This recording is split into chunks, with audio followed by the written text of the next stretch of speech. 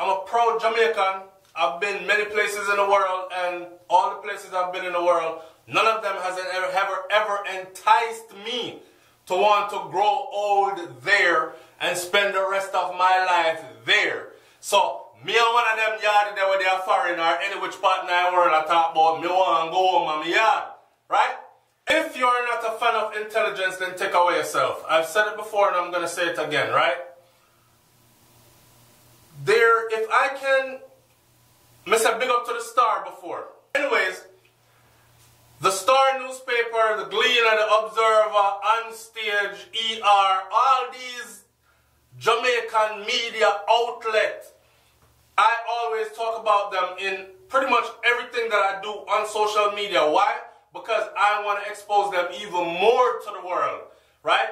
And funny enough, they might be bigger than SouFLoTV, but there are a lot of people that have never heard of 1, 2, 3, or many of these.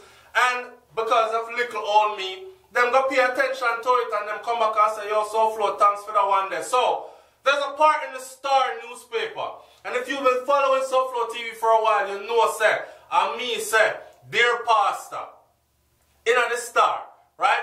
From me a little boy, little about so, I'm into dear pastor. Because me never have no access to certain things in my house, but me used to go look on people newspaper and them something there, and the Dear Pastor section always intrigued me, right? But there's a brother, no, that is a columnist at that Dear Pastor, hear me now. There's a brother that is a columnist right now at the Star, and his name is Cole, I'm guessing, because all I'm story starts out with, it's a cold world. Cole as in C-O-L-E.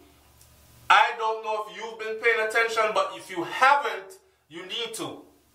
I've read a lot of his work so far, and I must say I'm not 100% in agreement on every single thing that he says, but who is?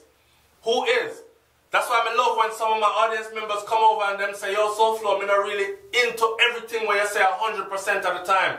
But most of the time, dog, get up on point and I give you enough mad respect for that and them thing there. And at the same time, it's just mutual respect regardless if we disagree or not. Right? This is one of those people.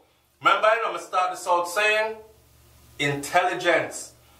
This brother right here writes some of the best articles I've ever read from childhood days till now in the Star. This particular one today we're talking about, A Cold World, says, too many outsiders meddling in Jamaica's business.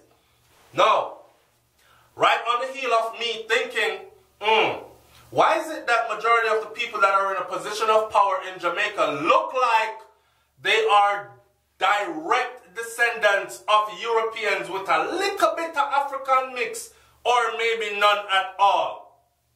While the majority of the people in Jamaica look like them have a whole lot of African in them with a little bit of something else.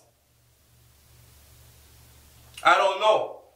Does the power structure still stand from colonial times until now? Has power been handed down from great-great-grand slave master, father, grandfather to children, grandchildren, all the way down the line? And are we today, the dark-skinned people, still subservient to the lighter skin color people? I'm not trying to divide up Jamaica in any way, because I know some people are going to draw for the out of many one, even though I have another view about the out of many one thing. But I can see to a certain angle. And I myself personally know enough Jamaican, because when I'm growing up, and in my personal family, you know, master, we just make up nickname for anybody when they look black enough. Or when they look black. We call a man the red man. We call a one the Dundus because he look like albino. We call a one the, so it wasn't any division. Anyway, read up Cole thing.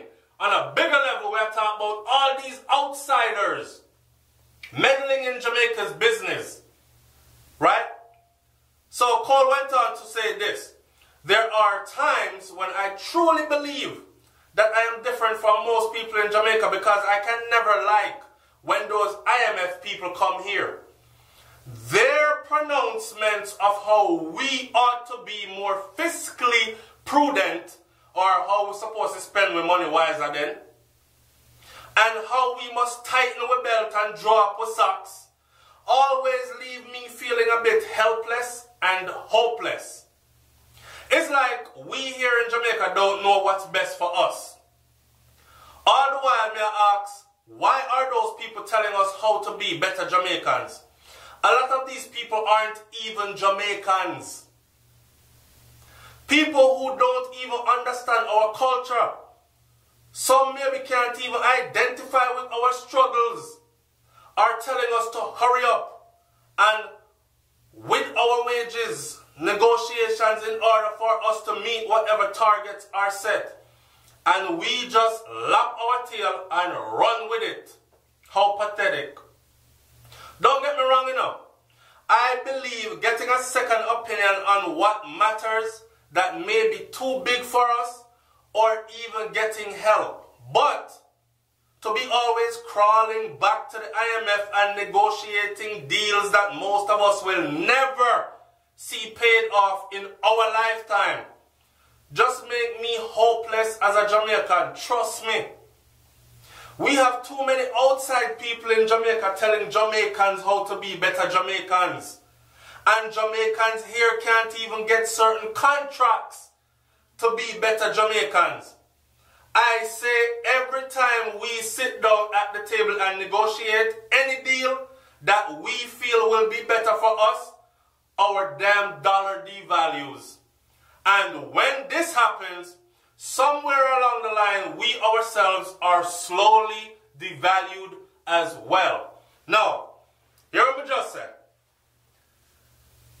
I said before, Cole must be one of the most intelligent writers that have ever been.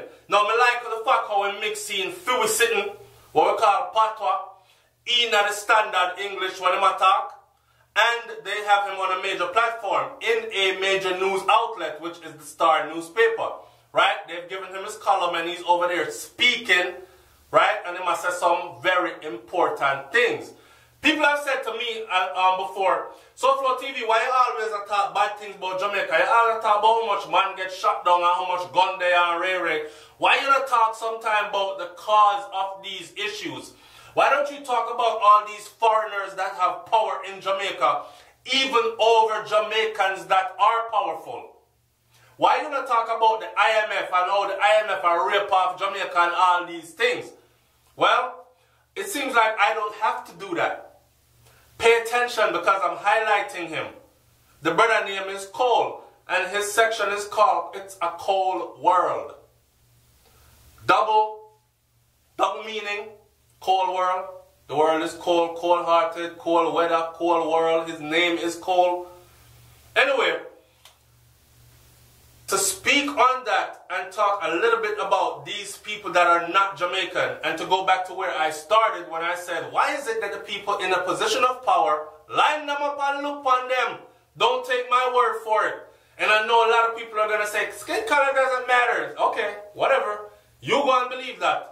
I bet you're saying that because you are not on the side where your skin color is an obstacle for you in certain circles.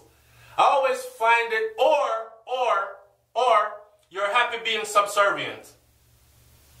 I always find it that that's the case. The people that say skin color doesn't matter, or race doesn't matter when we talk about issues like these, is either somebody with black as midnight without moonlight, and them not afraid to be subservient, bootlickers, balls gogglers, ass kissers, or is someone that is totally out of touch with what the hell you're saying, because your struggles does not relate to me. I was brought up privileged. I am from the privileged side, so I can't understand what you're talking about. So to me, it's out of many one people. And to me, Jamaica is all one big melting pot and utopia and all this other friggery. Cole make a real talk. I want to tell you something before I close this video out. You see, enough of them people here that's in a position of power, and that's why I start this video out like that, in a position of power, and their skin lighter, and their hair texture a little bit way more different. Me say a little bit and way more different, you know. Because don't think them not notice it when them come around you. Alright, not to say we don't have somewhere poor and come from lower class or lesser, our poverty levels, we have light skin and straight hair and them thing there, because we do. But the one them up top not even see them. So yeah, it's more of a classism than a racism thing, but why is it that them who are in the ruling class look that way there? It is because the power has been handed down. To answer my own question that I asked earlier. And it is because we're talking about how come them always are jumping at Jamaica, meddling in Jamaica's business, telling Jamaicans how to be more Jamaican because they have roots in Jamaica. But Jamaica is where they come, dig up the wealth, and fly out when them feel like it. So these people usually have the big fat nice houses and the Benz Beamers and everything else that you worship and think is material status that makes you somebody of something class or whatever. Any which way you want to look on it. They have all these things, right? These people, their children, them don't live in Jamaica. And if they do live in Jamaica, they go to the fancy schools where the school fee is so high that the regular Jamaicans struggle to pay for it. Or have to get out money from more than one family member to pay for it, to send one of us there. Speaking from personal experience. And so the story goes. So big up to coal. It's a cold world. Go look it up. Look up the Jamaica newspaper. That's called The Star. At the same time, don't forget to look up The Observer, The Gleaner, and the rest of them. Right? It's SouFLoTV, man. Like, comment, share, subscribe. I'm not going to drag this one out anymore. Long as I wanted it to be. I'm up out of here. Leave your comment in the comment section below for those of you who find sense in what I just said to you. Alright? And continue to help this channel to grow by subscribing. And meet us once a week for our live. Because we go live right here on SouFLoTV. Myself and Brains and the Beat. Right here. Usually at 9 p.m. As we will tonight. I'm out. Peace.